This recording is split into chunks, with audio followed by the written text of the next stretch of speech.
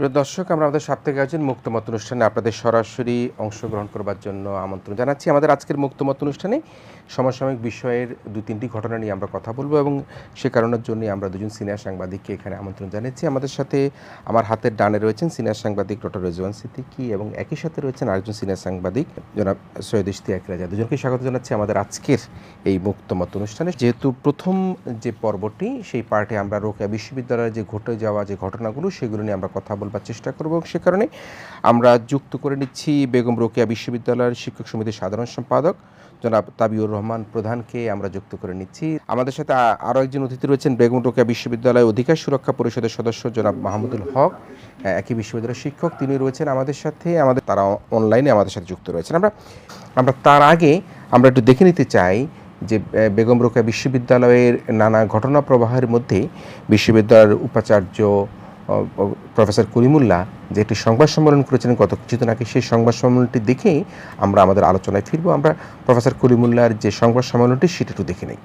সব ধরনের দুর্নীতি আর ক্যাম্পাসে দীর্ঘদিন অনুপস্থিত থাকার অভিযোগ অস্বীকার করলেন রংপুরের বেগম রোকেয়া বিশ্ববিদ্যালয়ের উপাচার্য ডক্টর নাজমুল আহসান কলিমুল্লাহ। শিক্ষামন্ত্রী ডক্টর দীপমনির নির্দেশে তার বিরুদ্ধে ইউজিসি মিথ্যা প্রতিবেদন দিয়েছে বলে অভিযোগ করেন তিনি। অবশ্য তদন্ত কমিটি জানিয়েছেন তারা নিরপেক্ষ প্রতিবেদনই দিয়েছেন। মাহবুব কবির চপলের আরেকটি রিপোর্ট। বেগম রোকেয়া বিশ্ববিদ্যালয়ে উপাচার্য হিসেবে যোগ দেওয়ার পর থেকে ক্যাম্পাসে দিনের পর দিন অনুপস্থিত থাকার অভিযোগ ওঠে নাজমুল আহসান কলিমুল্লাহর বিরুদ্ধে। 2টি ভবন ও একটি স্থাপনা নির্মাণে প্রায় 100 কোটি টাকার দুর্নীতির প্রমাণ পায় বিশ্ববিদ্যালয় মঞ্জুরি কমিশন। তবে সংবাদ সম্মেলনে এসব অভিযোগ অস্বীকার করেন ডক্টর কলিমুল্লাহ। একটি বিষয় হচ্ছে এই যে আমাকে পাওয়া যায় না, আমি নিখোঁজ, আমি ঢাকায় অবস্থান করি। এই বিশ্ববিদ্যালয়ের দায়িত্ব নেয়ার পরে আমি প্রায় 20 থেকে 22 ঘন্টা প্রতিদিন কাজ করি, 7 ডেজ এ উইক এই বিশ্ববিদ্যালয়ের জন্য। মূলত প্রফেসর নুরুন নবীর দায় এবং প্রকৌশলী জাহাঙ্গীর আলমের দায়িত্ব তাদেরকে প্রোটেক্ট করবার চিন্তা থেকে কাজটা করেছেন এবং উদরপিণ্ডি বুদর ঘাড়ে চাপিয়ে দেওয়ার একটা চেষ্টা আমরা এখানে লক্ষ্য করেছি। তিনি অভিযোগ করেন শিক্ষামন্ত্রীর নির্দেশে তার বিরুদ্ধে এসব করেছে ইউজিসি। এই পুরো পরিস্থিতিটা আমাদের মাননীয় শিক্ষামন্ত্রী মহোদয়ের আশ্রয় প্রশ্রয় এবং আশকারায় এই অবস্থায় এসছে। শিক্ষামন্ত্রী মহোদয়ের অফিস থেকে কয়েক পৃষ্ঠা খণ্ডিত অংশ রিপোর্টের লিক করা হয়েছে। এই হাইপটা তৈরি করার জন্য একটা সোশ্যাল স্টিগমা আমাদের ঘাড়ে দিয়ে দেওয়ার জন্যে, যাতে আমরা হতোদ্যম হই। চাঁদপুরের একটা রাজনীতি আছে, সেই বিষয়টা প্রচ্ছন্নভাবে এখানে হয়তো বা কাজ করেছে।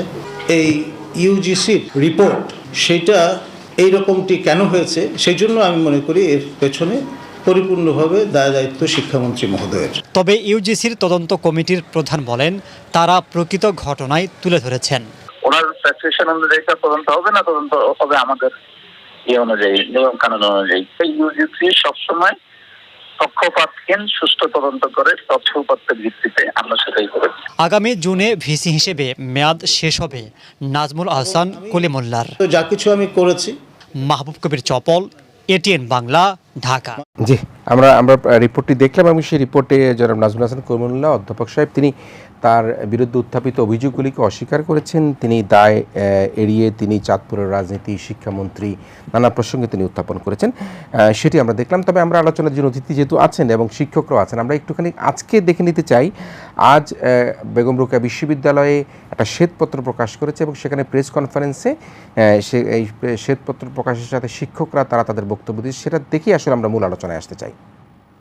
কলিমুল্লাহকে দ্রুত অপসারণ করে তাকে আইনের আওতায় এনে কঠোর শাস্তি প্রদান করা, যাতে কোনো উপাচার্য এমন অপকর্ম করতে না পারেন। শুধু তাই নয়, ডক্টর কলিমুল্লাহ সংঘবদ্ধ দুর্নীতির সহযোগীদেরও আইনের আওতায় আনতে হবে। সংক্ষিপ্ত অংশটুকুই আসলে আমরা দেখলাম। আমরা একটু আলোচনায় আসি। আমি রেজা ভাই আপনাকে যদি শুরু করি যে এখানে আমরা এই বিষয় নিয়ে কথা বলেছিলাম আসলে প্রফেসর নাজমুল হাসান কলিমুল্লাহর সাথে। তিনি আমাদের স্টুডিওতে একদিন এসেছিলেন। তিনি কয়েকটা অভিযোগ খণ্ডন করে তিনি বললেন তার মাকে নিয়োগ দেওয়া হচ্ছে, এই কথাটি মোটামুটি তিনি সত্য নয় সেটি কিন্তু বললেন যে আমার মা সেই নিয়োগ বোর্ডের কোনো নিয়োগই কিন্তু এখনও পর্যন্ত হয়নি, তিনি সেটা বলেছেন। তিনি বলেছিলেন যে 18 কোটি টাকা তারা সরকারের ফান্ড আবার ফেরত দিয়েছেন, সেটি তিনি বলেছেন। এবং তিনি এইটাও বলেছিলেন আগেই সেখানে নকশা বহির্ভূত যে লেনদেন পর্যন্ত সেখানে কাজ হয়ে গেছিলো। এগুলি তার যুক্তি ছিল এখানকার অনুষ্ঠানের মধ্যে। কিন্তু আজকে আমরা দেখলাম যে যারা এই 758 পৃষ্ঠার শ্বেতপত্র প্রকাশ করেছেন তারা কয়েকটি দাবি দাওয়া উত্থাপন করেছেন, তার পদত্যাগ চেয়েছেন এবং তারা মনে করছেন যে তিনি সরে গেলে হয়তো রোকেয়া বিশ্ববিদ্যালয়টি ভালো মতো চলবে। আপনি কীভাবে দেখছেন? ধন্যবাদ আপনাকে। আমার খুবই দুঃখ লাগে যে এইসব বিষয় নিয়ে আমাদেরকে আলোচনা করতে হয়। সাধারণত বিশ্ববিদ্যালয়ের শিক্ষক, তাদের মধ্যে যারা উপাচার্য হন তাদেরকে আমরা খুবই শ্রদ্ধার চোখে দেখতে চাই এবং তাদের একটা সামাজিক অবস্থান কিন্তু অনেক কিছুর ঊর্ধ্বে। কিন্তু অত্যন্ত পরিতাপের বিষয় যে আমাদের বিশ্ববিদ্যালয় উপাচার্যদেরকে নিয়ে আজকে, বিশেষ করে পাবলিক বিশ্ববিদ্যালয় উপাচার্যদের নিয়ে অনেক কথা আমাদের শুনতে হয়। আপনার নিশ্চয়ই মনে আছে গোপালগঞ্জ বিজ্ঞান ও প্রযুক্তি বিশ্ববিদ্যালয় উপাচার্যকে রাতের অন্ধকারে পালিয়ে যেতে হয়েছিল ছাত্র বিক্ষোভের মুখে। আমরা দেখছি যে রাজশাহী বিশ্ববিদ্যালয় উপাচার্যের বিরুদ্ধে হাজারো অভিযোগ। আমরা জাহাঙ্গীরনগর বিশ্ববিদ্যালয়ের ঘটনা জানি। তো এরকম করে যদি আমরা সম্প্রতি শুনলাম যে 10টি পাবলিক বিশ্ববিদ্যালয় উপাচার্যের বিরুদ্ধে নানা ধরনের অনিয়মের তদন্ত করছে। তিনি বহুদিন ক্যাম্পাসে থাকেন, এটি কি অভিযোগ নাকি বাস্তবতা? তিনি তো ক্যাম্পাসে থাকেন না। তিনি নিজে সংবাদ সম্মেলনে সেই বিষয়টা ব্যাখ্যা দিতে গিয়ে ক্যাম্পাসে অনুপস্থিতি নিয়ে কিছু বলেননি। তিনি বলেছেন তিনি 20 থেকে 22 ঘন্টা কাজ করেন। কোনো স্বাভাবিক মানুষের পক্ষে কি 20 থেকে 22 ঘন্টা কাজ করা সম্ভব? তার অর্থ হলো তিনি তো স্বাভাবিক নয়। সবচেয়ে বড় যে দুঃখজনক কথা তিনি বলেছেন, তিনি শিক্ষামন্ত্রীর বিরুদ্ধে অভিযোগ এনেছেন। তিনি ইউনিভার্সিটি গ্রান্টস কমিশনের বিরুদ্ধে অভিযোগ আনতে গিয়ে বলেছেন যে তিনি স্থানীয় রাজনীতির শিকার। একজন উপাচার্য কি স্থানীয় রাজনীতি করতে পারেন অথবা রাজনৈতিকভাবে গুরুত্বপূর্ণ হয়ে উঠতে পারেন? তার অর্থ হলো আমাদের বিশ্ববিদ্যালয়গুলোর চলছে না। আমার একটা লেখা আছে, এভাবে বিশ্ববিদ্যালয় চলে না, যেভাবে চলছে বিশ্ববিদ্যালয়। ঢাকা বিশ্ববিদ্যালয়ের কথাই ধরে বেগম রোকেয়া বিশ্ববিদ্যালয়ের উপাচার্য তো সবচেয়ে আলোচিত। তিনি ইউনিভার্সিটি গ্রান্টস কমিশনের অনুমতি ছাড়াই ঢাকায় একটি লিয়াজ অফিস করেছেন। তিনি সপ্তাহে 2 দিন কি 1 দিন যান এবং দীর্ঘ 111টি তার বিরুদ্ধে অভিযোগ। তার মধ্যে একটা বড় সময় তিনি প্রায় 90% দিন বিশ্ববিদ্যালয়ে অনুপস্থিত। এর অর্থ কি? তিনি বিশ্ববিদ্যালয় চালাচ্ছেন রিমোট কন্ট্রোল পদ্ধতিতে। বিশ্ববিদ্যালয়তে এভাবে চলতে পারে না। তিনি নিজেই একটা ডিপার্টমেন্টের সভাপতি, নিজেই ভাইস চ্যান্সেলর, তিনি সেখানে কিন্তু আমরা তাবিউর রহমান সাহেবের সাথে কথা বলবো একটু। তাবিউর রহমান সাহেব কি আমাদের সাথে আছেন? আমি শেষ করে ফেলি।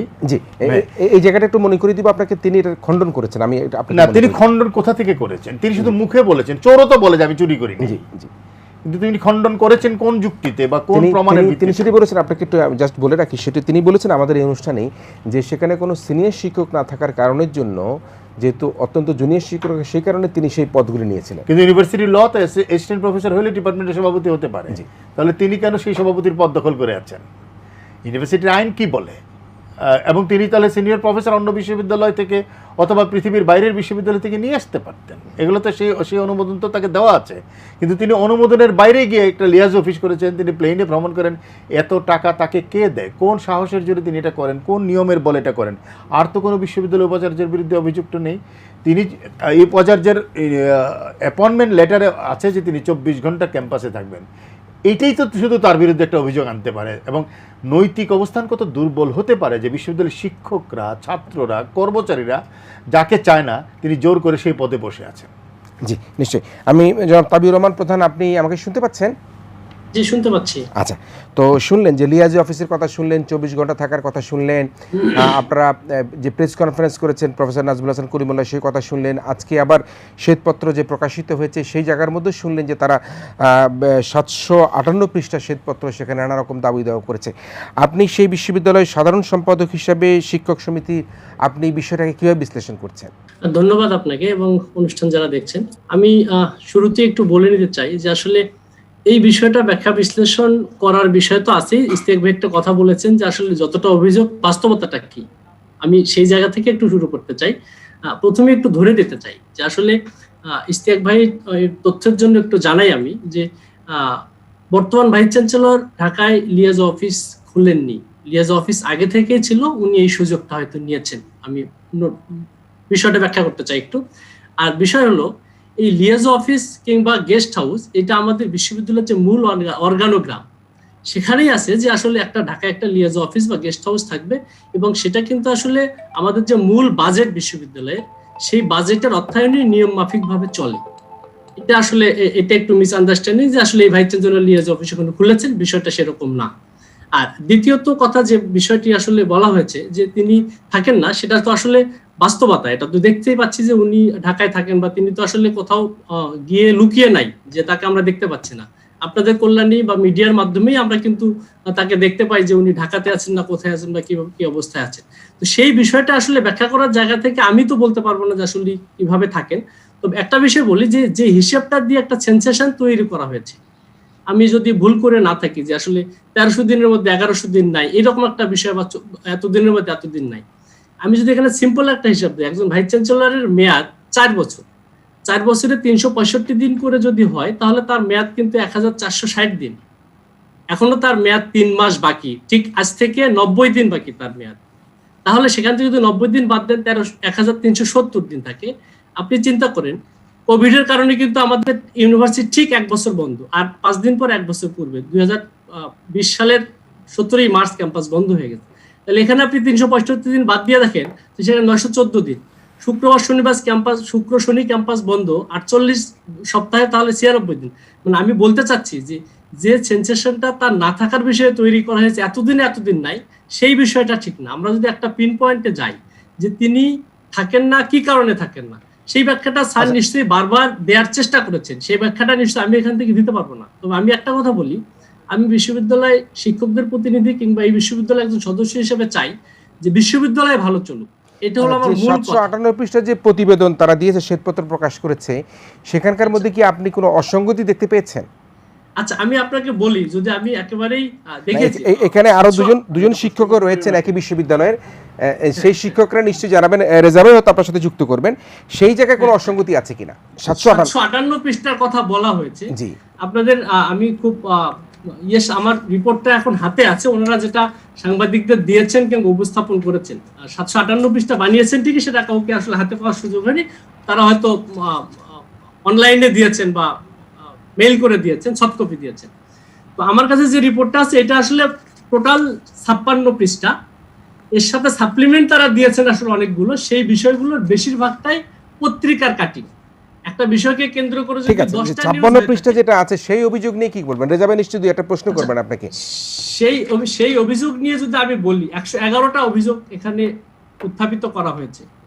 আমি একেবারেই পরিষ্কার করে বলতে চাই, আমি আবারও বলি, আমি কারো দায় নিয়ে কথা বলবো না, বিশ্ববিদ্যালয়ের দায় নিয়ে কথা বলতে চাই। বিশ্ববিদ্যালয় ভালো চলুক, এই বিষয়টা দেশবাসীর যেমন চাওয়া, আমি এখানকার প্রতিষ্ঠানের একজন সদস্য হিসেবে এবং এই বিশ্ববিদ্যালয়ে বিশেষ করে যারা মূল স্টেক হোল্ডার, আমি রেজাবে একটু আপনার সাথে কথা বলবেন। আমাদের সাথে যারা মাহমুদুল হক রয়েছেন, আপনি একটু আমাদের কথাগুলো শুনবেন, আপনার কাছে আসবো। রেজাবে নিশ্চয়ই কিছু জানতে চাচ্ছেন। না, আমি ওনার কাছে একটা জিজ্ঞাসা, যে আপনি বলেছেন বিশ্ববিদ্যালয় ভালো চলুক, তাহলে বিশ্ববিদ্যালয় যদি ভালো চলুক, ক্যাম্পাসে উপাচার্যবিহীন কি বিশ্ববিদ্যালয় ভালো চলতে পারে? দ্বিতীয় হলো যে আপনাকে বোঝাই যাচ্ছে যে আপনার উপাচার্যের ও উপকারভোগীদের একজন, উপাচার্য যাদেরকে উপকার করেছে, উপাচার্যের কারণে যারা উপকারভোগী হয়েছেন তাদের একজন। সারা বিশ্ববিদ্যালয়ের শিক্ষকদের, ছাত্রদের বড় একটা অংশ সাফার করছে যে বিশ্ববিদ্যালয় উপাচার্য ক্যাম্পাসে থাকেন না। তার নৈতিক অবস্থানকে আপনি সমর্থন করছেন, আপনার নৈতিকতা নিয়েও তো তাহলে প্রশ্ন ওঠে। রেজা ভাই, আমি একটু বলতে চাই আপনাকে, আমি কিন্তু আবারও বলি, আমি কারো দায় নিয়ে বলছি না, আমি তার নৈতিক অবস্থানকে সমর্থন করছি। তাহলে আপনি দালালি করছেন কেন? না, যে অভিযোগগুলো উঠেছে সেটুকু কতটুকু সত্য? না, দালালি করছেন কেন আপনি? আপনার দালালির ভিত্তিটা কি? আমি দালালি করছি না, আমি দালালি করলেই বেগম রোকেয়া বিশ্ববিদ্যালয় করছি। রেজা ভাই, আপনার প্রতি সম্মান রেখেই বলছি, আমি যদি দালালি করি সেটা বেগম রোকেয়া বিশ্ববিদ্যালয় করবো, কারণ ব্যক্তিগত দালালি আমি করবো না। এখন বিষয় হলো, আপনি যে বলছেন উপকারভোগী, একজন বিশ্ববিদ্যালয়ের শিক্ষক উপাচার্যের কাছ থেকে কিভাবে উপকারভোগী হতে চায় আমি জানি না, হতে পারে। তার কারণ এখানে বিশ্ববিদ্যালয়ের শিক্ষক, কর্মকর্তা, কর্মচারী, তাদের সহায়তায় একটা বিশ্ববিদ্যালয় চলে, যার মূল জায়গাটা স্টেক হোল্ডার ছাত্রছাত্রী, তাদের কল্যাণে আমরা কাজ করি। বিশ্ববিদ্যালয়ের উপাচার্য সুপারভাইজ করেন। এইটা হলো, আপনি যদি বলেন বিশ্ববিদ্যালয় প্রশাসনে ক্যাম্পাসে উপস্থিত থেকে সুপারভাইজ করছেন, জি, উনি কি ক্যাম্পাসে উপস্থিত থেকে সুপারভাইজ করছেন? উনি ক্যাম্পাসে উপস্থিত থেকে সুপারভাইজ করছেন না, সবসময় থাকেন না, সেই ব্যাখ্যাটা উনি নিজে মুখে সবসময় দিয়েছেন। আপনার ব্যাখ্যাটা? আমি কিন্তু যেহেতু তাকে ডিফেন্ড করছেন, আপনার ব্যাখ্যাটা বলেন। না, আমি চাই বিশ্ববিদ্যালয়ে আজকে আপনি টক শোতে এসেছেন কি তাকে ডিফেন্ড করতে? না, আমি তাকে ডিফেন্ড করতে আসিনি, তাহলে সেটা আমি বলেন। বিশ্ববিদ্যালয়কে ডিফেন্ড করতে এসেছি। না, আমি তাকে ডিফেন্ড করতে আসিনি। আপনি কিংবা দেশবাসী বেগম রোকেয়া বিশ্ববিদ্যালয় সম্পর্কে যে নেগেটিভ তথ্য কিংবা অন্যান্য খারাপ তথ্যগুলো পাচ্ছে, সেই বিষয়গুলো যে সবগুলো ঠিক না। একটা বিশ্ববিদ্যালয় কিংবা যে কোনো প্রতিষ্ঠান ভালো মন্দ মিলেই থাকে। আমি বলছি না যে এই বিশ্ববিদ্যালয়ে সবাই একেবারেই ফেয়ার মানুষ বা সবাই একেবারেই নীতি সবকিছু মেনে কাজ করতে পারবে, সেটা আমি দাবি করছি না। জনাব তাবিউর রহমান থাকবেন আমাদের সাথে, আপনি থাকবেন। আমাদের সাথে ডক্টর রেজওয়ান সিদ্দিকী আছেন, তার কাছ থেকে আমরা শুনবো। তবে তার আগে এখানে জনাব মাহমুদুল হক রয়েছেন, যিনি অধিকার সুরক্ষা পরিষদের সদস্য। আপনি শুনছিলেন যে জনাব তাবিউর রহমান প্রধান অনেকগুলো বিষয়কে বললেন যে হয়তোবা তথ্যগুলো এখানে তথ্য বিভ্রান্তি হচ্ছে এবং সেখানকার মধ্যে সঠিক তথ্য দেশবাসীকে জানানো দরকার বলে তিনি মনে করেছিলেন তাবিউর রহমান প্রধান। আপনি আসলে কিভাবে দেখছেন জনাব মাহমুদুল হক? ধন্যবাদ আপনাকে। আসলে অনেকগুলো তথ্যের যে একটা বিকৃতি এখানে আমরা করছি না, আসলে তথ্যের বিকৃতি আসলে মহামান্য উপাচার্য মহোদয় এবং তার যারা সুবিধাভোগী, যেটা রেজা ভাই বলেছেন, আমি সেটাকে বলছি সংঘবদ্ধ দুর্নীতি এবং তাদেরকে বলছি সহযোগী। আসলে অনেক তথ্য আমরা আজকে এবং এভিডেন্স দালিলিক প্রমাণ আমরা আজকে রিলিজ করেছি। 758 পৃষ্ঠা আমরা প্রথমে তৈরি করেছিলাম, কিন্তু এত দুর্নীতির এভিডেন্স আমাদের কাছে আসতে শুরু করলো যে সেটা শেষ পর্যন্ত আজকে গতকালকে আমরা মোটা দাগে অভিযোগগুলি একটু বলবেন। মোটা দাগে অভিযোগগুলি কি আপনারা যেটি প্রকাশ করেছেন? আমাদের 111টা অভিযোগ। উপাচার্য একেবারেই ক্যাম্পাসে আসেন না, এটা আমরা মনিটরিং করি, প্রতিদিন একেবারে মনিটরিং করা হয়। তিনি হয়তো আসলেও 1 ঘন্টা 2 ঘন্টার জন্য আসেন এবং সারাদিন প্রমোদ ভ্রমণে বের হন। অর্থাৎ উনি লিয়াজো অফিসে থাকেন। সকল দুর্নীতির কেন্দ্র হচ্ছে লিয়াজো অফিস এবং সেখান থেকেই উনি আসলে তার একাডেমিক, প্রশাসনিক সকল ধরনের দুর্নীতি উনি করে থাকেন এবং তার কিছু একটা সংঘবদ্ধ দুর্নীতির চক্র, যেটা রেজা ভাই উল্লেখ করেছেন, সেটা আমরাও আজকে প্রেস কনফারেন্সে বলেছি। এখানে একটা সংঘবদ্ধ দুর্নীতির চক্র রয়েছে, তাদের মাধ্যমে মূলত তার নিয়োগ বাণিজ্য থেকে শুরু করে আর্থিক যে দুর্নীতি, ইভেন প্রকল্পের দুর্নীতি, সবকিছু তিনি করে থাকেন এবং ঢাকা থেকে মেনটেন করেন সেটা। সেই কাজটা তিনি খুব সুচারুভাবেই করেন। না, আর্থিক দুর্নীতি বলতে আপনারা কি কোনো রকম কোনো আর্থিক দুর্নীতির কোনো খতিয়ান কি আপনাদের কাছে আছে কিনা? আমরা তো শুনতেই পাচ্ছি আর্থিক দুর্নীতির কথা, কিন্তু দুর্নীতির কোনো হিসাব তথ্য আপনাদের কাছে আছে কিনা যে এই প্রকল্পে? আমাদের কাছে বিভিন্ন আর্থিক দুর্নীতির রেকর্ড আছে। আমাদের কাছে নিয়োগ দুর্নীতির অনেক এভিডেন্স আছে। আমি কিছুক্ষণ আগে একটা বিষয় বলতে চাই যে তাবির রহমান প্রধান উনি যে বললেন যে ওনাকে আমি ডিফেন্ড করছি না, আমরা বিশ্ববিদ্যালয়কে ডিফেন্ড করছি। আমি একটা বিষয় উল্লেখ করতে চাই। গত কয়েকদিন আগে 28 ফেব্রুয়ারি আমাদের গণযোগাযোগ ও সাংবাদিকতা বিভাগীয় প্রধানের মেয়াদ শেষ হয়। এরপরে জনাব নাজমুল হাসান কলিমুল্লাহ, আমাদের উপাচার্য, অবৈধভাবে একজন উপাচার্য কিন্তু একজন বিশ্ববিদ্যালয়ের ডিপার্টমেন্টের দায়িত্ব নিতে পারেন না। ওখানে স্পষ্ট বলা হয়েছে আমাদের আইনে বিশ্ববিদ্যালয়ের জ্যেষ্ঠতার ভিত্তিতে ডিপার্টমেন্টের চেয়ারম্যান, বিভাগীয় প্রধান নিয়োগ করা হয়। সেক্ষেত্রে তিনি 5 দিনের জন্য ওই বিভাগের চেয়ারম্যান হয়েছেন এবং মজার বিষয় হচ্ছে তিনি এর মধ্যে একটা প্ল্যানিং কমিটি গঠন করেছেন। প্ল্যানিং কমিটি হচ্ছে কি নিয়োগ এবং পদোন্নতির জন্য খুবই একটা গুরুত্বপূর্ণ বডি ডিপার্টমেন্টের জন্য। সেখানে 3 জন হচ্ছে প্ল্যানিং কমিটির সদস্য। তার মধ্যে হচ্ছে উপাচার্য হচ্ছে সেই প্ল্যানিং কমিটির 2টা স্বাক্ষরের মালিক, একটা হচ্ছে সভাপতি হিসাবে, একটা হচ্ছে ডিন হিসাবে। আবার তিনি ওই অনুষদের ডিনও। তো 3টা স্বাক্ষরের মধ্যে 2টা স্বাক্ষর দিয়ে এই তাবিউর রহমান প্রধানকেই 5 দিনের জন্য তার জন্য কিন্তু চেয়ারম্যান হয়েছে এবং তাবিউর রহমানকে পুরস্কার দেওয়া হতো। তারা যে দুর্নীতির সহযোগী এবং সংঘবদ্ধ যে দুর্নীতি করে যাচ্ছে, এই জন্যই তাকে একটা পুরস্কার হিসাবে তার পদোন্নতি দিয়েছে। এবং মজার বিষয় হচ্ছে সেই পদোন্নতিটা দিয়েছে একদিনে বোর্ড হয়েছে, সেই দিনে 2টার সময় বোর্ড হয়েছে, 6টার সময় সিন্ডিকেট হয়েছে, দিয়ে তার পদোন্নতি দেওয়া হয়েছে। এরপরে তাকে অফার করা হয়েছে, তাকে চেয়ারম্যান বানানো। একজন সিনিয়র শিক্ষক থাকা সত্ত্বেও, যিনি আইনগতভাবে আমাদের সিনিয়র শিক্ষক আছেন এবং তিনি ওই ডক্টর নজরুল ইসলাম, তিনি ওই বিভাগের আসলে সভাপতি, বিভাগের প্রধান হওয়ার জন্য মানে ম্যান্ডেটরি তাকেই দিতে হবে, এর বাইরে যাওয়ার কোনো সুযোগ নেই। সেক্ষেত্রে এই যে একটা দুর্নীতি জি, এবং এই যে জি, জি, জনাব মাহমুদুল হক, আপনি থাকবেন, আমরা তাবিউর রহমান প্রধানের কাছ থেকে তার মন্তব্য শুনবো যে তার সুবিধাভোগী হিসেবে আপনি তাকে আখ্যায়িত করছেন, দেখা যাক কি হয়। আমি এখানে আরেকজন বিজ্ঞ সাংবাদিক রয়েছেন, ডক্টর রেজওয়ান সিদ্দিকী, আপনি শুনলেন এবং এই সার্বিক বিশ্লেষণে কি রেজাবে কিন্তু খোলামেলায় সেটি বললেন যে শুধুমাত্র এই যে আমাদের বেগম রোকেয়া বিশ্ববিদ্যালয় নয়, এই ধরনের আরও 10টি বিশ্ববিদ্যালয়ের কথা বললেন, তদন্ত চলছে। তো এই যে শিক্ষার কথা আমরা বলি, আমরা স্বল্প আয়ের দেশ থেকে আমরা বড় আয়ের দেশের দিকে যাচ্ছি, তো এরকম হলে কীভাবে হবে? আপনি মাহমুদুল হক তো হাটে হাড়ি ভেঙে দিয়েছেন, মানে যে কেন এতক্ষণ ধরে তাবিউর রহমান প্রধান যেটা খুব রূঢ়ভাবে সৌদি ইশতিয়াক রেজা বলছেন, আপনি দালালি করছেন কেন? তো দালালি কেন করছেন এটা তো আমরা খুব স্পষ্ট বুঝে ফেললাম। অর্থাৎ এই বিশ্ববিদ্যালয় চালানোর জন্য এটিও একটি দুর্নীতি যে তাবিউর রহমান প্রধানকে অন্যদের ডিঙিয়ে তাকে ডিপার্টমেন্টে হেড করা হয়েছে বা সভাপতি করা হয়েছে। এখন যেটা হয়েছে যে উনি হিসেব দিলেন যে 1460 দিন এখনও কমপ্লিট হয় নাই এবং 118 দিন হয় নাই। এই বিশ্ববিদ্যালয়ে ওনার প্রেজেন্ট মানে কবে কবে উনি প্রেজেন্ট আছেন সেটা কিন্তু একটা বড় শিটের মধ্যে এই বিশ্ববিদ্যালয়ের শিক্ষকরাই সেটা কোন কোন দিন উনি প্রেজেন্ট ভাইস চ্যান্সেলর সেটা কিন্তু তারা উল্লেখ করেছেন এবং দাগ দিয়ে রেখেছেন।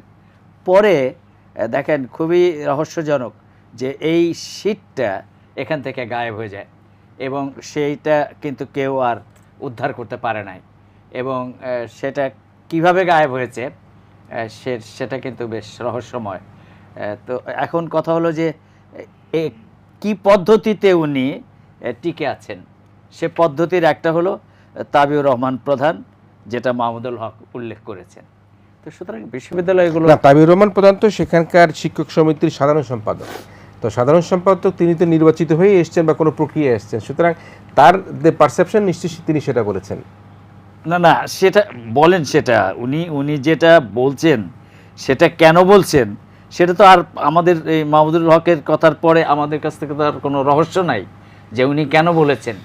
উনি বলেছেন যেহেতু সমস্ত নিয়ম নীতি ভেঙে তাকে এই ডিপার্টমেন্টে হেড করা হয়েছে সিনিয়রদের ডিঙিয়ে, ফলে উনি তো বোর্ড একদিনের মধ্যে সিন্ডিকেট, তো ফলে উনি তো এই গীত গাইবেনই। সুতরাং এটা তো কিন্তু রেজা ভাই, এই যে বেগম রোকেয়া বিশ্ববিদ্যালয় কিন্তু শুধুমাত্র যে প্রফেসর করিমুল্লাহ সাহেবের সময়, তার আগে যখন প্রফেসর নূর নবী ছিলেন তার আগে তখন কিন্তু একটা আন্দোলন, কিন্তু মানে সেখানকার পরিবেশটাই কি কোনো কারণে আমরা দেখছি স্থানীয় পর্যায়ে যে বিশ্ববিদ্যালয়গুলো হচ্ছে সেখানে অনিয়মটা দিয়েই শুরু হচ্ছে। এবং এই বিশ্ববিদ্যালয়গুলো কেন করা হচ্ছে এবং হঠাৎ করে কেন পাবলিক বিশ্ববিদ্যালয়ের সংখ্যা বেড়ে যাচ্ছে, কোন কারণে, কোথায় বিশ্ববিদ্যালয় হচ্ছে, এই বিশ্ববিদ্যালয়ের লক্ষ্য এবং উদ্দেশ্য কী, এগুলো কিন্তু জাতির সামনে পরিষ্কার হওয়া উচিত। আমি ধরেই নিলাম যে নাজমুল হাসান কলিমুল্লাহ কোনো ধরনের অনিয়ম করেন নাই, কিন্তু অনিয়মের অভিযোগ ওঠার পরে নৈতিক জায়গাটা কোথায় যে উনি এরকম থাকেন? না, সেখানে তো নৈতিক জায়গা বলতে তিনি যদি অনিয়মের অভিযোগ করে সরেই যায়, আমি রেজওয়ান ভাই আপনাকেই বলছি, সরেই গেলে তো তিনি প্রমাণ হয়ে গেল যে তিনি আসলে নৈতিক স্খলন হয়েছে, কিন্তু তিনি তো বলতে চাচ্ছেন না আমি নানা রকম জায়গায় না করেছেন। উনি বলেছেন যে উনি ক্যাম্পাসে না গেলেও 20-22 ঘন্টা অফিস করেন, এটা কি স্বাভাবিক? তিনি বলেছেন তিনি স্থানীয় রাজনীতির শিকার। স্থানীয় রাজনীতির প্রসঙ্গ একজন উপাচার্য আনবেন কি করে? তিনি কি রাজনীতি করেন? তিনি তো বিশ্ব একাডেমিক পার্সন, তিনি রাজনীতির শিকার কেন বলবেন? তিনি কেন চাঁদপুরের রাজনীতিকে প্রসঙ্গ টেনে তিনি শিক্ষামন্ত্রীর বিরুদ্ধে অভিযোগ করছেন, আমাদের দেশীয় উপাচার্য বিরুদ্ধে অভিযোগ করছেন। তার অর্থ হলো তিনি নিজের জায়গায় নিজে ঠিক নেই, তিনি শিক্ষক নন, তিনি একজন রাজনীতিবিদ। আমার কথা হলো এটাই যে কোনোটাই ন্যায্যভাবে এবং কোনোটাই স্বাভাবিকভাবে চলেনি এই বিশ্ববিদ্যালয়ে। এবং যদিও খুব পার্সোনাল, তাকে আমি একদিন জিজ্ঞেস করলাম যে আপনি কিভাবে সকালবেলা দেখে আপনি টক শোতে প্রতিদিন সন্ধ্যাবেলা কোনো না কোনো টক শোতে দেখি আপনাকে, আপনি ক্যাম্পাসে যান না? ইউনিভার্সিটিতে আমার স্নেহভাজন ছিল, তো বললো যে যাই, সকালে ফ্লাইটে যাই, বিকালের ফ্লাইটে আসি। তো তাহলে হোয়াট ইজ দ্য কস্টিং যে একজন ভাইস চ্যান্সেলর অফিস করছেন, সকালে ফ্লাইটে যাচ্ছেন, বিকালে ফ্লাইটে আসছেন, তাহলে তার যাতায়াত ভাতা কত? তো সুতরাং সেটা তো একটা, সেটাও তো আসলে আজকে আলোচনা আমরা একজন উপাচার্য নিয়ে কথা বলছি, কিন্তু আসলে যেটি রেজা ভাই বললেন আমরা সার্বিক কথা বলবার চেষ্টা করব। এবং একই সাথে জনাব তাবিউর রহমান প্রধান, আপনি যেটি জনাব মাহমুদুল হক কিছুক্ষণ আগে বিরতির আগে যেটি বললেন সেটি হচ্ছে যে গণযোগাযোগ ও সাংবাদিকতা বিভাগের নিয়োগ করতে গিয়ে সভাপতি নিয়োগের ক্ষেত্রে যেটা অনিয়মের কথা বলেছে এবং সেখানে আপনাকেও যুক্ত করা হয়েছিল, আপনি সেটাকে কিভাবে দেখছেন? আচ্ছা, আমি এখানে একটু বলে নিতে চাই, শ্রদ্ধেয় রেজওয়ান ভাই যে কথাটা আমার সহকর্মীর কথা শুনে একটা মন্তব্য করে বসলেন, সেটা আসলে আমার সহকর্মী যে কথাটা বললেন সেই কথাটার মধ্যেই যে আসলে অনেকখানি গ্যাপ, সেটুকু একটু আমি পরিষ্কার করতে চাই। সেটা হলো বিভাগীয় প্রধান বেগম রোকেয়া বিশ্ববিদ্যালয়ের অনেকগুলো বিভাগে অনেক সময় ভাইস চ্যান্সেলররা নিয়ে আসছে আগে থেকে, কিন্তু আমাদের বিভাগের ক্ষেত্রে যে কথাটা হয়েছে, আমার কথা যিনি বললেন যে আমি একদিনে আমাকে ভোট করে একদিনে প্রমোশন দেওয়া হয়েছে, আমি আপনাদের জ্ঞাতার্থে বলতে চাই আমার প্রমোশন ডিউ হয়েছে গত মাসের 26 তারিখ। আমার নির্বাচন করার গ্রেড আপগ্রেড করার বোর্ড হয়েছে 7 তারিখ। এখন ওনাকে আমি একটু বলতে চাই 7 তারিখ বোর্ড হয়েছে, সেই বোর্ডটারও কিন্তু ডেট করতে হয়েছে অন্তত 3 দিন আগে, এবং সিন্ডিকেট যে হয়েছে ওই দিন সন্ধ্যায়, ছোট করে বলতে হবে জি, সেটাও কিন্তু হয়েছে অন্তত 1 দিন বা 2 দিন আগে, যেহেতু সেটা বিশেষ সিন্ডিকেট ছিল। তার মানে একদিনে বোর্ড একদিনে সিন্ডিকেট, বিশ্ববিদ্যালয় কিন্তু এটা আপনার যদি সিন্ডিকেটের ডেট করা থাকে, ভাইবা বোর্ডের ডেট করা থাকে একদিনে, তাহলে সেটা একদিন হবে, এটাই স্বাভাবিক। কিন্তু আমার তো ডিউ হয়েছে আরো কয়েকদিন আগে। আর দ্বিতীয় কথা যেটা বলতে চাই সেটা হলো, উনি বলেছেন প্ল্যানিং কমিটির কথা, আমি আপনাদের জ্ঞাতার্থে বলতে চাই গণযোগাযোগ ও সাংবাদিকতা বিভাগে 2019 সাল পর্যন্ত মাত্র 3 জন শিক্ষক ছিলেন। 3 জন শিক্ষক থাকার ফলে পদাধিকার বলে ওই বিশ্ববিদ্যালয়ে এই ফ্যাকাল্টির ডিন হিসেবে একজন প্ল্যানিং কমিটির মেম্বার থাকেন, বিভাগীয় প্রধান চেয়ারম্যান থাকেন এবং একজন সিনিয়র শিক্ষক থাকেন। সেই ফরমেশনটা আমাদের গত 2 বছরে, যদিও শিক্ষক বেশি হয়ে গেছে, এখন 8 জন বা 9 জন হয়ে গেছে, সেই ফরমেশনটা চেঞ্জ করা হয়নি। এখন ভাইস চ্যান্সেলর যদি কোনো কারণে গত চেয়ারম্যানশিপ যার ছিল তার টেনিউর শেষ হওয়ার পর তিনি যদি দায়িত্ব নেন, তাহলে স্বাভাবিকভাবেই কিন্তু তার ঘাড়ে বিভাগীয় প্রধান এবং ডিনের দায়িত্বটা পড়ে যায়। পড়ার কারণে তিনি একাই 2টা মেম্বার হয়ে গেছেন। এখন আমার প্রশ্ন, আমার যে সহকর্মী এর আগে বিভাগীয় প্রধানের টেনিউর পার করে গেলেন, তিনি কোনোভাবেই বিভাগ থেকে কোনো প্রস্তাব প্রশাসনকে পাঠাননি যে তার বিভাগীয় প্ল্যানিং যে কমিটিটা চেঞ্জ করতে হবে, সেটা কিন্তু করেননি। তাহলে সেই দায়টা বিভাগের না বিশ্ববিদ্যালয়ের? আপনি কি মাহমুদুল হক সাহেব সম্পর্কে বলছেন তিনি কোনো প্রস্তাব পাঠাননি? আরেকটি কথা বলতে চাই, আরেকটি কথা, মাহমুদুল হক না, আমাদের আরেকজন বিভাগীয় প্রধান যিনি টেনিউর শেষ করলেন। জি, এখন আমি যদি জানতে চাই যে যিনি গত 2 বছর, আরেকটা কথা আগে বলি, সেটা সম্ভবত ইস্তিয়াক ভাই বলেছিলেন যে আসলে অ্যাসিস্ট্যান্ট প্রফেসর হলেও আইন অনুযায়ী বিভাগীয় প্রধান হয়। আমি ইস্তিয়াক ভাইয়ের জ্ঞাতার্থে একটু বলতে চাই, আমাদের বিশ্ববিদ্যালয়ের আইন অনুযায়ী প্রফেসর এবং অ্যাসোসিয়েট প্রফেসর থাকলেই শুধু বিভাগীয় প্রধান হতে পারেন, আর যারা লেকচারার কিংবা অ্যাসিস্ট্যান্ট প্রফেসর থাকে তারা আসলে আইন অনুযায়ী হতে পারেন না। জ্যেষ্ঠ শিক্ষক হিসেবে প্রশাসন তাকে দায়িত্ব দিতে পারে, সেটা ম্যান্ডেটরি না। সেটাই তো আমি এইটুকু বললাম। তাহলে আপনার আগে যে ভদ্রলোক ওখানে আপনার সিনিয়র হিসেবে ছিলেন, জনাব নজরুল ইসলাম সম্ভবত নাম, তাকে না দিয়ে আপনাকে কেন দিল?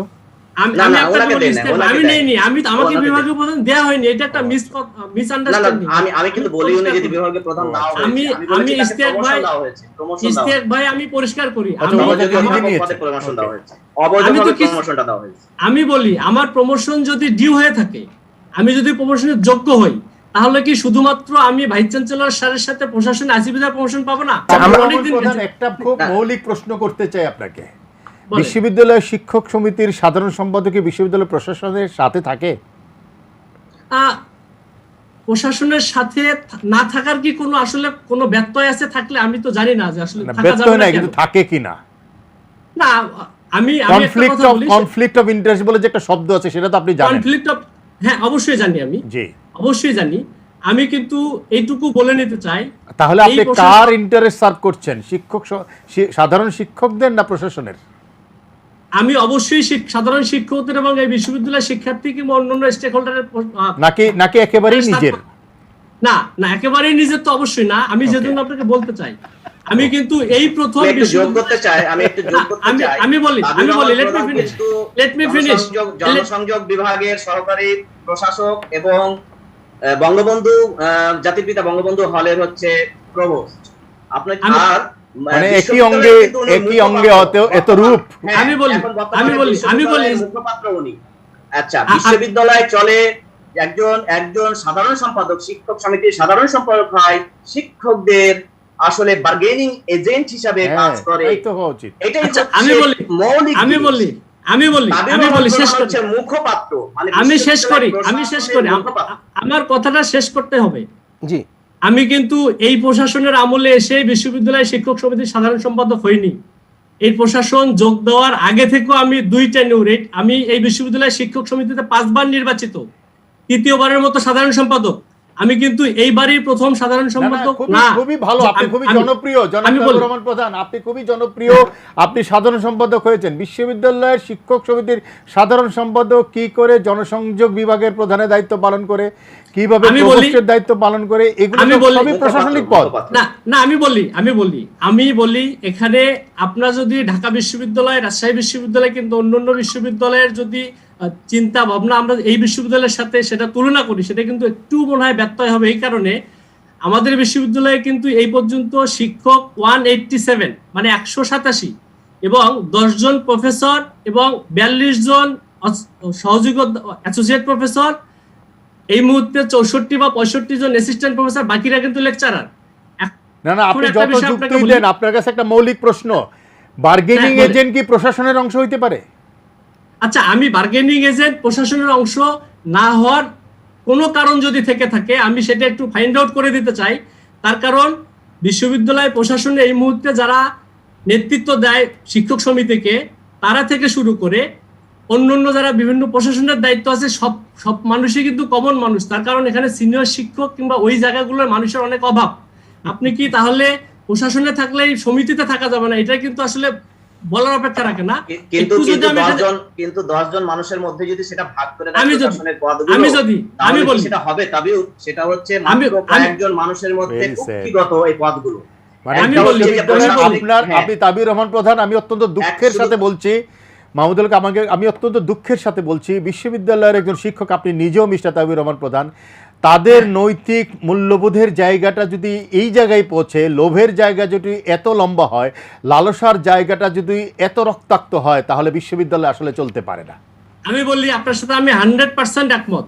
তার কারণ সেই কোশ্চেনটাই বা সেই কথাটাই আমি এখন আপনাকে বলতে চাচ্ছিলাম, নেক্সট যেটা আমাকে থেমে দেওয়া হলো।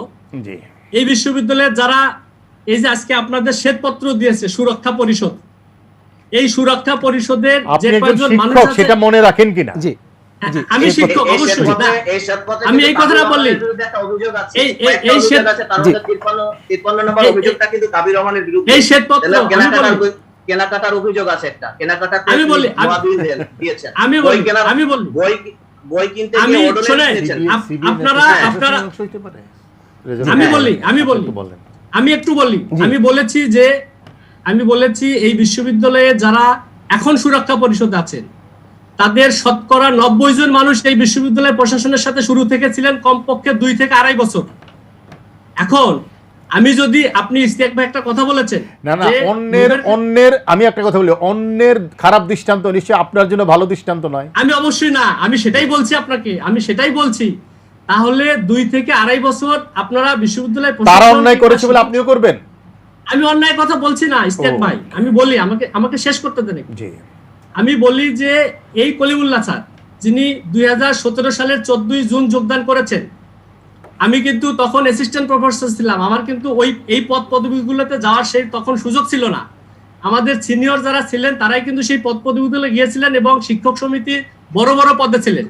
তারা কিন্তু 2 বছর ধরে এই শিক্ষক সমিতিতে থেকেই কলিমুল্লাহ স্যারকে নানাভাবে সমর্থন করে দিয়ে আসছেন। আপনাকে আরো দুঃখের সহিত বলি, আজকে যারা এখানে আন্দোলন করছেন তারাই কিন্তু লিয়েজ অফিসে গিয়ে যে আমাদের ফাউন্ডেশন ট্রেনিং ভিসি স্যার উদ্বোধন করেছেন, এই বিশ্ববিদ্যালয়ের যারা সুরক্ষা পরিষদে তারাই কিন্তু গিয়ে উদ্বোধন করে দিয়ে আসছেন ঢাকায় গিয়ে।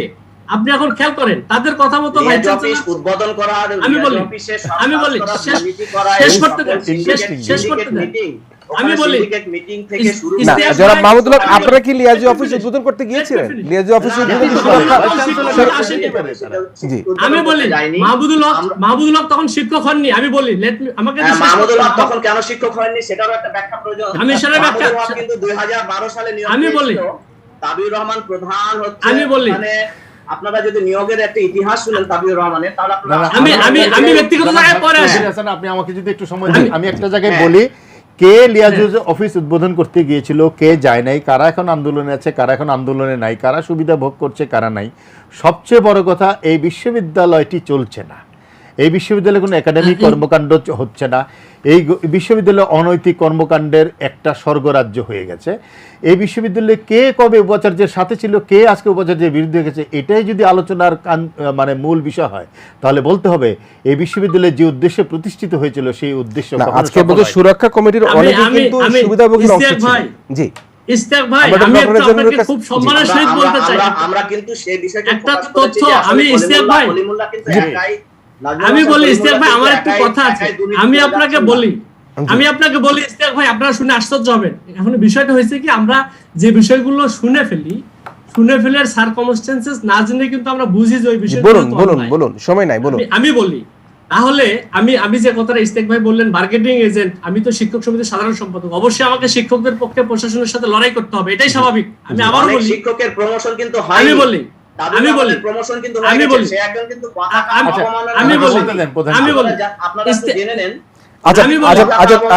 আসামি। কিরণ ভাই, আমি একটু কথাগুলো শেষ করি, আমার কথা শেষ করার পর আমি বলছি।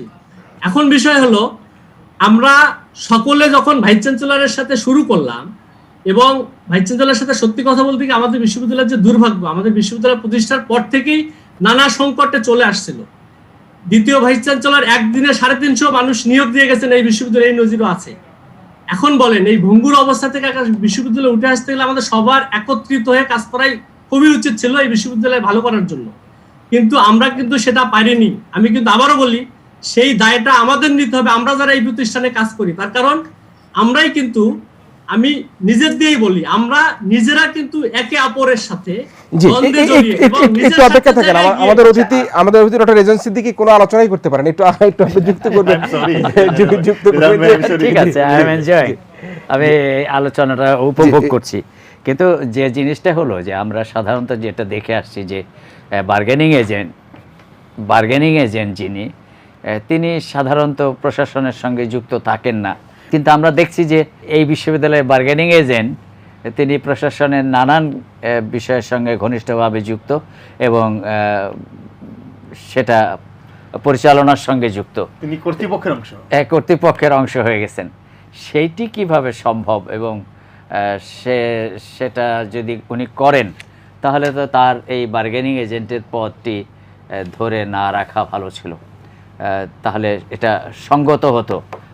কারণ আমি নিজেই এ পাশে বসেছি, আবার নিজেই নিজের সঙ্গে বার্গেইন করছি, এরকম একটা পরিস্থিতি যদি না হতো তাহলে এটা সঙ্গত হতো। তিনি হয়তো ফ্যাক্টটাই বলছেন, জনাব তাবিউর রহমান ফ্যাক্টটাই বলছেন, তার পারসেপশন অনুযায়ী। শ্বেতপত্রে বলছেন তো যে শ্বেতপত্রে যা দিয়েছে তার মধ্যে এতটা ছিল পত্রিকার কাটিং ছিল। আমি তাবিউর রহমান সাহেবের কথা বলছি। বেসিকটা হলো কনফ্লিক্ট অফ ইন্টারেস্টের জায়গা, মৌলিক নীতিমালার অংশ, একটা মানুষের বেসিক প্রিন্সিপালস, যে আমি শিক্ষক, সাধারণ শিক্ষকদের স্বার্থ দেখব, যদি তাই দেখি তাহলে আমি কি করে প্রশাসনের সাধারণ শিক্ষকদের স্বার্থ দেখার অর্থ কি এটা বোঝায় যে ভাইস চ্যান্সেলরের যদি ত্রুটি না থাকে, union leader cannot be part of the management. Very simple. শিক্ষক সমিতির যিনি সাধারণ সম্পাদক, তিনি তার উপাচার্যের পক্ষে যদি কোনো ভালো কথা থাকে সেটা কি বলতে পারবেন, কিন্তু তিনি প্রশাসনের অংশ হতে পারবেন না। না, সেটি হয়তো তিনি বলবার চেষ্টা করছেন এখন, যে তার এই ধরনের কিছু নাকি। তাবিউর সাহেব, আমি একটু আপনাকে সমর্থন করলাম যে অনেক কিছুর ফাঁকে আপনাকে সমুদ্র থেকে টেনে তুলবার একটু চেষ্টা করছি আমি, আপনি বলেন দেখি। আমি কিন্তু আবারও বলছি যে এই বিশ্ববিদ্যালয়ে এখনো সেই ক্যাপাবল মানুষগুলো এত অ্যাভেলেবল না যে একজন বার্গেনিং এজেন্টে যাবে। আমরা কিন্তু আপনি ছাড়া খুব কম ক্যাপাবল লোক আছে। না, আমি বলছি না সেটা, আমি বলছি না। এখন কিন্তু আপনি দেখেন, বিশ্ববিদ্যালয়ের বয়স 13 বছর হয়ে গেছে, আমাদের মাত্র 10 জন প্রফেসর। আপনি 56টা দপ্তর এই বিশ্ববিদ্যালয়ে, কিন্তু 10 জন প্রফেসরের কয়জন দায়িত্ব পেয়ে আছে?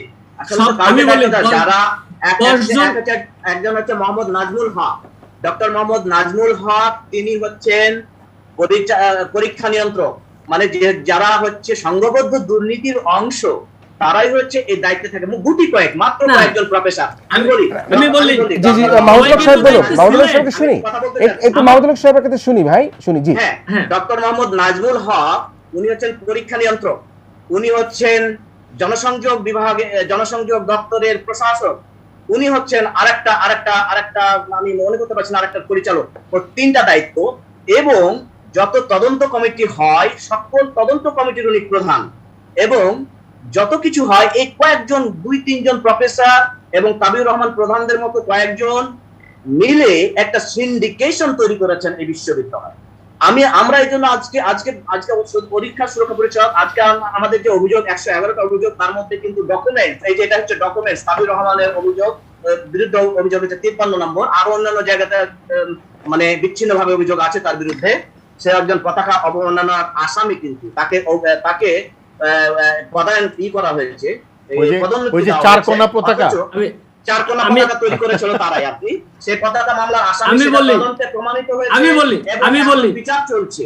আর একটা মজার ঘটনা আমি বলতে চাই যে তাকে যখন সহকারী অধ্যাপক পদে সে যখন দরখাস্ত করে, আমি তারই বলছি, তখন কিন্তু তার পদোন্নতি আটকে গিয়েছিল, কারণ সে আরেকটা মামলার আসামি ছিল। এটা হচ্ছে 2016 সালে, না সরি 2015 সালে। মানে কার কথা বলছেন? কার কথা বলছেন? তাবিউর রহমানের কথাই বলছি। আমি তখনও শিক্ষক সমিতির কারণ যে তিনি ছিলেন, কারণ যে একটা মামলার আসামি ছিলেন। এবার তাকে প্রমোশন দিয়ে পুরস্কৃত করেছেন বর্তমান উপাচার্য। আরেকটা মজার ঘটনা করি, তাবিউর রহমান কিন্তু প্রভাষক হওয়ার আগেই সহকারী অধ্যাপক হয়েছে। মজার ঘটনা এরকম আমি বলি আমাকে এখানে একটু বলতে দিতে হবে। আগেই আমি বলি স্থায়ী করতে হবে। আগে স্থায়ী করার 50তম সিন্ডিকেটে তিনি হচ্ছেন সহকারী অধ্যাপক। আমার কাছে ডকুমেন্টস সিন্ডিকেটের কাগজ আছে, কিন্তু 50তম সিন্ডিকেটে তিনি হচ্ছেন সহকারী অধ্যাপক হয়েছেন। 51তম সিন্ডিকেটে আমার প্রভাষকের সাথে উনি সহকারী অধ্যাপক। বাংলাদেশের ইতিহাসে নয়, বিশ্বের ইতিহাসে এটা খুবই। আর ওনার যদি নিয়োগপত্র আপনি দেখেন, মানে যদি নিয়োগ দেখেন জালিয়াতি করে কিভাবে নিয়োগ হয়েছে, সেটাও আমাদের কাছে ডকুমেন্টস আছে। সেটা নিয়ে মামলা হয়েছে, এখন আরেকটা মামলা হচ্ছে। এই ধরনের একজন ব্যক্তিকে ডক্টর নাজমুল হাসান কলিমুল্লাহ তার প্রধান নিয়ম মানে অপারেশনাল কমান্ডার বানিয়েছে এই বিশ্ববিদ্যালয়ে। অপারেশনাল কমান্ডারটা কি? তিনি কোথায় কোন কাজ হবেন সেটা দেখভাল করবেন, ওখানে কি দুর্নীতি হবেন ওটা দেখভাল করবেন। এবং শুধু তাবিউর রহমান, অনেকগুলো সিন্ডিকেশনের সদস্য আছে, হ্যাঁ, তারা মিলে একটা সিন্ডিকেট গড়ে তুলেছেন। এটা কিন্তু বিশ্ববিদ্যালয়ের প্রশাসনের সিন্ডিকেট নয়। আমি একটু কথা বলতে চাই। আমাকে একটু আমাকে বলতে দিতে হবে এই জায়গায়। আমি মাহমুদুল শেষ করুক, তারপর আমরা আসি একটু। জি জনাব মাহমুদুল শেষ করুন। এই কথাগুলো চলে গেলে অসম্পূর্ণ থেকে যায়। আমি একটু তাকে আমার কথা শেষ করে মাহমুদুল শেষ করুক আগে, আপনি মাহমুদুল সাহেব শেষ করুক, তারপর আপনার কাছে আসি। জি আচ্ছা, তাবিউর রহমান প্রধান, আমি বলি কিভাবে একটা 25,000 টাকা করে ওরা টাকাগুলো তুলবে, কিভাবে 25,000 টাকা বেশি তুলতে হলে কিন্তু আপনার অগ্রিম তোলা যায় না। এই জন্য অগ্রিম তোলার জন্য 25,000 টাকা করে ওনারা তুললেন। বই কেনার একটা কমিটিতে উনি বই কেনার টাকা তুলে, বই কেনার জন্য কমিটি সেখানে ওডোনেল কিনেছেন ওয়াশরুমে। আপনি যদি ওগুলো খাতটা দেখেন, এই তাবিউর রহমানের মডেম লোড করেছেন 2GB 674 টাকায়। তারপরে ফটোকপি করেছেন, একবার ফটোকপি করেছেন, আবার কাগজও কিনেছেন, আবার মানে কত রকমের মানে বাজেট যদি তার দেখা যায়, এইরকম ভাবে টাকাগুলো উঠা এই সিন্ডিকেট যারা আছে, যারা এই ডক্টর নাজমুল হাসান কলিমুল্লাহর সাথে এবং কয়েকজন প্রফেসর, মাত্র 10 জন প্রফেসরের মধ্যে কয়েকজন প্রফেসর দায়িত্বে আছেন, উনি দেখাতে পারেন কয়েকজন সহযোগী অধ্যাপক দায়িত্ব আছেন, ঘুরে ওই 10 জন। কিরণ ভাই এই জায়গাতে একটু ডিফেন্স করতে হবে আমাকে, জাস্ট 30 সেকেন্ড সময় দিন। জি 30 সেকেন্ড বলুন। যেই কথাটা আমি আসলে উনি যে কথাটা বলেছেন শ্বেতপত্রে 53 নম্বর উল্লেখ করেছেন, আমি এই জিনিসটা দেখে নিজে অনেকক্ষণ হেসেছি যে আসলে মূর্খ কিংবা অজানা বিষয় হলে যে তারা এইভাবে উপস্থাপন করতে পারেন, তার একটা দালিলিক প্রমাণ তারা দিয়ে গেছেন। আপনাকে বলি, আমি ওই কমিটি ছিল 40 লাখ টাকার বই কেনার কমিটি। সেই কমিটি ক্রয় কমিটি থেকে, বই ক্রয় থেকে, টেন্ডার প্রক্রিয়া থেকে শুরু করে সবকিছুর জন্য ওই কমিটির আমি আহ্বায়ক ছিলাম। আরো 7 জন শিক্ষক ছিলেন, একজন লাইব্রেরিয়ান ছিলেন, সদস্য সচিব। আপনাদের আমি বলি, ওই কমিটি যে 3 মাস 4 মাস ধরে কাজ করেছে, সেই কমিটিগুলা মিটিং করেছে, মিটিং এর জন্য যে কাগজ লেগেছে, মডেম যে সরি টু সে আমি বলি, আমাকে শেষ করতে দেন। আমি কিন্তু মাহমুদুল হক, আমি কিন্তু আপনার কথা বলিনি। উনি যে 25,000 টাকার কথা বলেছেন, আমার ওই কমিটির সদস্য সচিব মামদুদুর রহমান, একজন উপ লাইব্রেরিয়ান আর কি, ডেপুটি লাইব্রেরিয়ান, তিনি সেই টাকাটা তুলেছেন। আমরা 3 মাস ধরে কয়েক দফায় মিটিং করেছি এবং সেখানে মডেমের যে কথা বলেছেন, মডেমের কি কাজ বলি আমি, আমাদের যেটা অনলাইনে এটা বিভিন্ন প্রতিষ্ঠানের সাথে যোগাযোগ করতে হয়। আপনি বলছেন এই তথ্য সঠিক নয়, এই তো এটাই তো কথা নাকি? একেবারে তথ্য সঠিক না, একটা ভুয়া তথ্য। তারা মূর্খতার মতো কাজ করেছে, এটাই বলছেন আপনি? অবশ্যই মূর্খের মতো কাজ করেছে এবং এটা নিয়ে আমি কথা এই বলবো। বিষয়ে এই শ্বেতপত্র নিয়ে আপনি বা প্রফেসর করিমুল্লাহ স্যার বা অন্যান্য যারা আছেন এই শ্বেতপত্র যদি সঠিক না হয়ে থাকে, জনাব মাহমুদুল হক একটু অপেক্ষা করবেন, তাহলে কি আপনারা আইনগত কোনো ব্যবস্থা গ্রহণ করবেন কিনা, আমি একটা আইনের কথা আশ্রয় বলি নেবেন যে, কিনা? আমি কিরণ ভাই আপনার জ্ঞাতার্থে বলি, এই শ্বেতপত্রে কয়েকটি জায়গায় কোনোভাবে আমার নাম এইটাতেই যেমন এনেছে, আমি কিন্তু সেগুলো চিহ্নিত করে নিয়েছি। আমি ব্যক্তিগতভাবে মনে করি আমি আইনের আশ্রয় নিব। বিশ্ববিদ্যালয় প্রশাসন তার জায়গা থেকে কি করবে সেটা প্রশাসনিক সিদ্ধান্ত, সেটা আমি বলতে পারছি না। প্রশাসনের অংশ না প্রশাসনের অংশ নীতি নির্ধারক কিন্তু আলাদা, এখানে সর্বোচ্চ মানে আইনের আশ্রয় নেওয়ার পরিকল্পনা কি আজকেই করেছেন না আগে থেকে এই প্ল্যান আপনার আছে? আমি তো এই জিনিসটা তো আজকে প্রকাশ করেছি। আচ্ছা, আমি একটা কথা বলি, তারা অনেকভাবে অনেককে জড়ায়ে কথা বলেছে, অমুক তমুক, কিন্তু নাম বলেনি কখনো, এবং মৌখিক ভাবে বলে সেটার প্রমাণ থাকে না। আজকে যেহেতু আমি দালিলিক প্রমাণ পেয়েছি, আমি ব্যক্তিগতভাবে অবশ্যই আমি আইনের আশ্রয় নিব বলে গেলাম। কিন্তু আপনি তো বিশ্ববিদ্যালয়ের শিক্ষক সমিতির সাধারণ সম্পাদক, তারা তো আপনার কলিগ। আচ্ছা ইশতিয়াক ভাই, আপনাকে খুবই দুঃখের সহিত বলতে চাই, একটা প্রসঙ্গে একটু আগে এসেছিল, চারকোনা পতাকা কিন্তু দেশবাসী না বিশ্ববাসী দেখেছে। আপনাকে আমি খুবই দুঃখের সহিত বলতে চাই, আমি আওয়ামীপন্থী শিক্ষকদের প্যানেল থেকে 5 বার নির্বাচিত, আগেই বলেছি আমি স্বাধীনতার চেতনা ধারণ করি, বঙ্গবন্ধুর আদর্শ লালন করি। আমরা একটা ভুল করেছিলাম, আমি আবারও বলি, আজকে যত মানুষ এই দর্শক দেখছেন, আমাদের ওই পতাকা সদৃশ বিষয়টা আমাদের জুনিয়র কোনো সহকর্মী বাজার থেকে বড় দেখে কিনে নিয়ে আসছেন, ভিতরে কি ছিল খেয়াল করেননি। আমরা কিন্তু ভুল করে, আমি বলি শেষ করি ইশতিয়াক ভাই, আমি বলি আমরা কিন্তু শেষ ওখানে আমি বলি আমরা অস্বীকার করিনি, আমরা কিন্তু অস্বীকার করিনি যে ওই জিনিস আমাদের হাতে ছিল না। আমি লজ্জিত, আমি নিজেও লজ্জা পাই।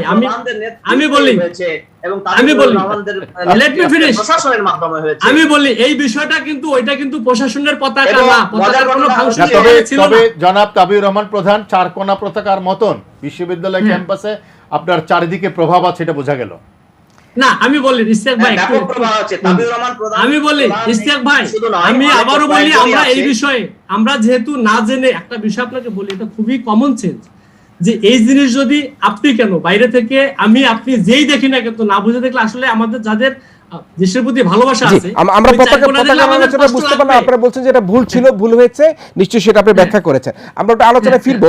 তবে একটা বিষয় এখানে এসে জনাব মাহমুদুল হক একটা মামলার প্রস্তুতি কিন্তু গ্রহণ করছে জনাব তাবিউর রহমান প্রধান এবং যাদের বিরুদ্ধে আপনারা অভিযোগ করেছেন জনাব মাহমুদুল হক, আপনারা সেই আইনের আশ্রয়কে মোকাবেলা করবার জন্য কি প্রস্তুত আছেন কিনা?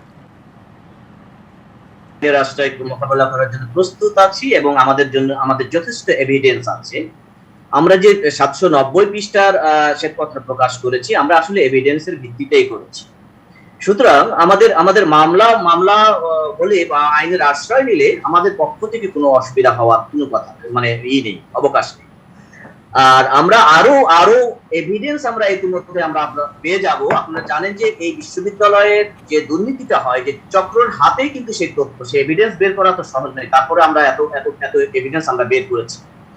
তাবিউর রহমান যেটা বলছিলেন যে পত্রিকার কাটিংস, আসলে কিন্তু তা নয়। কিছু পত্রিকার সংযোজনী আছে আমাদের এই শ্বেতপত্রে, কিন্তু হচ্ছে যে আমরা যখন টোটাল অ্যাকাউন্টস চেক করতে পারবো, আমরা যখন দেখতে পারবো যে কে কত টাকা কোন খাতে নিয়েছে, আসলে তখনই আর্থিক দুর্নীতির যে ব্যাপক চিত্র সেটা বেরিয়ে আসবে। আমাদের বিশ্ববিদ্যালয়ে যে দুর্নীতিটা হয়েছে, আপনারা জানলে আশ্চর্য হবেন, সেখানে একটা নতুন দুর্নীতির অধ্যায় যুক্ত হয়েছে, সেটা হচ্ছে একাডেমিক দুর্নীতি। একাডেমিক দুর্নীতিটা কিন্তু কোথাও এত বেশি হয় না। এই যে যেমন বিভিন্ন পদ যে দখল করেন আমাদের মাননীয় ভাইস চ্যান্সেলর, এই পদগুলো দখল করার কারণই হচ্ছে তার নিয়োগ প্ল্যানিং কমিটিতে ঢুকে যাওয়া। প্ল্যানিং কমিটি একটা বিশ্ববিদ্যালয়ের ডিপার্টমেন্টের জন্য খুবই গুরুত্বপূর্ণ একটা জায়গা। সেখানে আসলে দরখাস্ত যাচাই বাছাই সবকিছু ওখান থেকে শুরুটা হয়।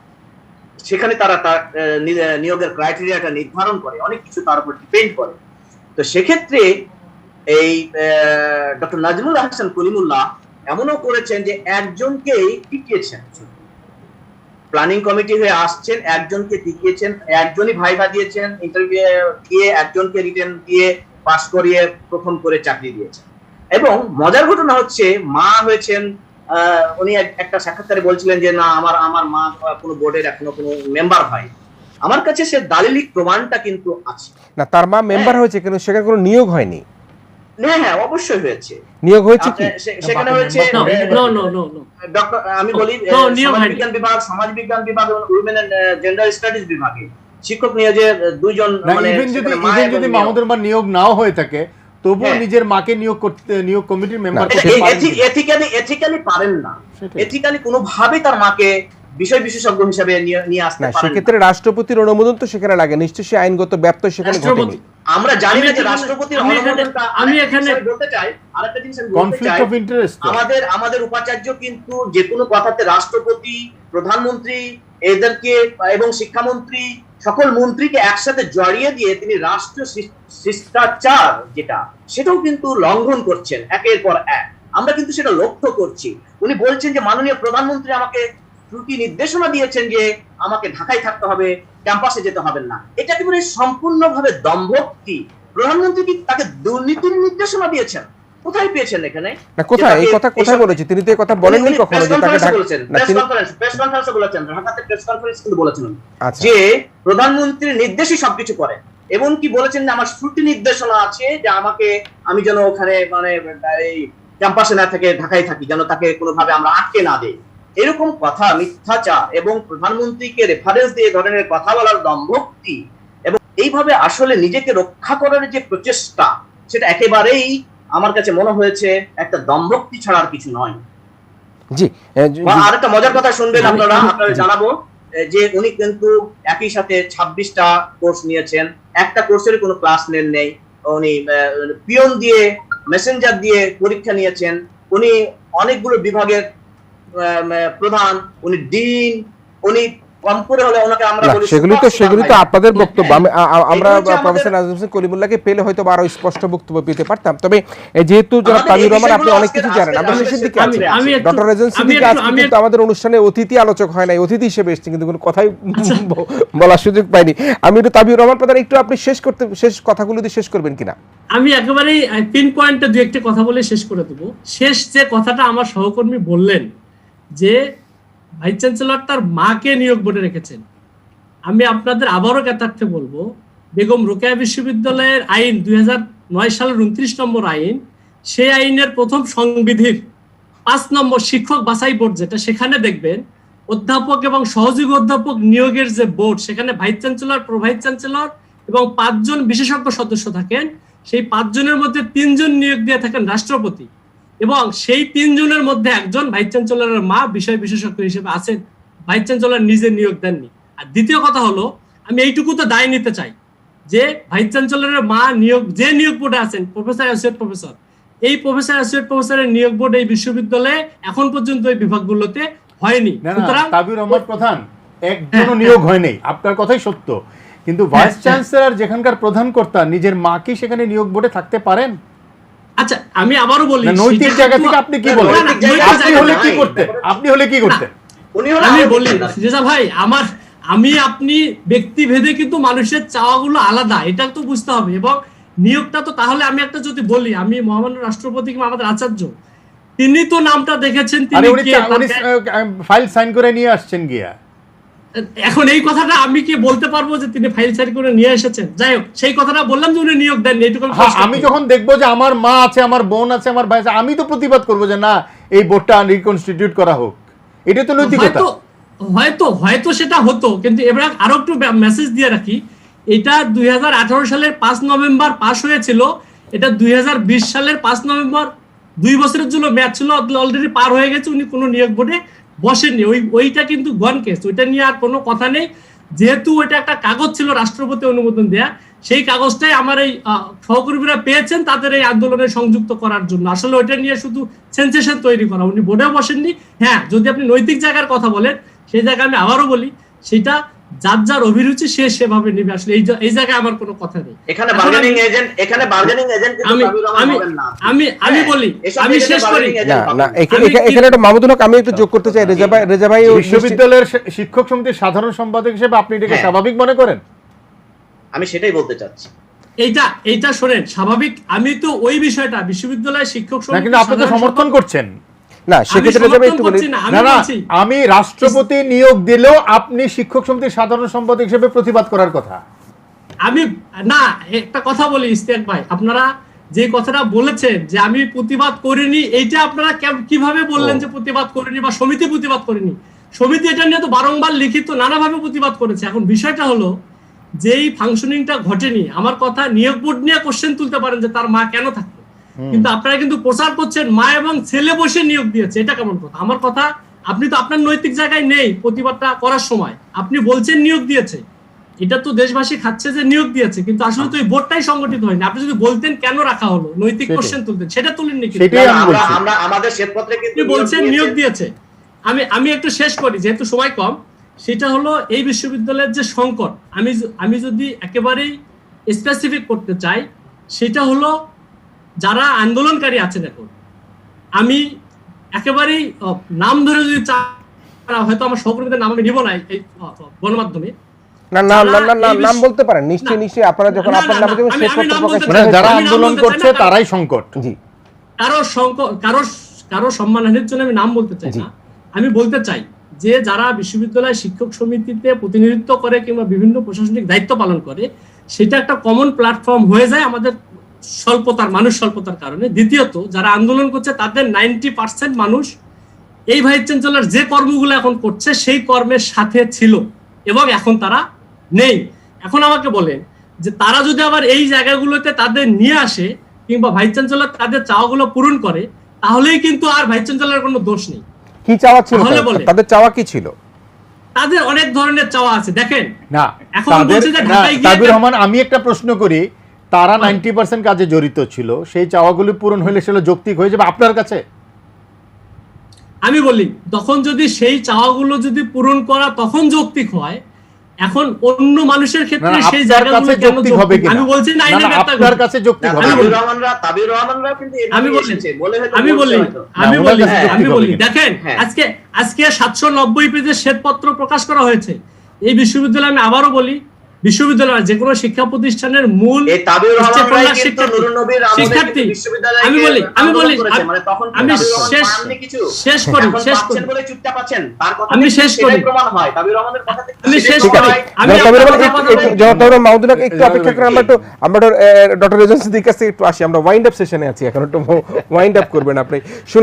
শুনলেন এবং আমরা দেখতে পেলাম যে জনাব তাবিউর রহমান প্রধান বললেন 90% শিক্ষকই কিন্তু একসময় ওনার পক্ষেই ছিলেন, তাদের দাবি দেওয়াগুলো পূরণ হচ্ছে না বলে এখন তারা এই পক্ষে চলে গিয়েছে। অন্যায়ের সমর্থন হয়। জি হ্যাঁ, সেটাই মূল কথাটা হলো সেটাই।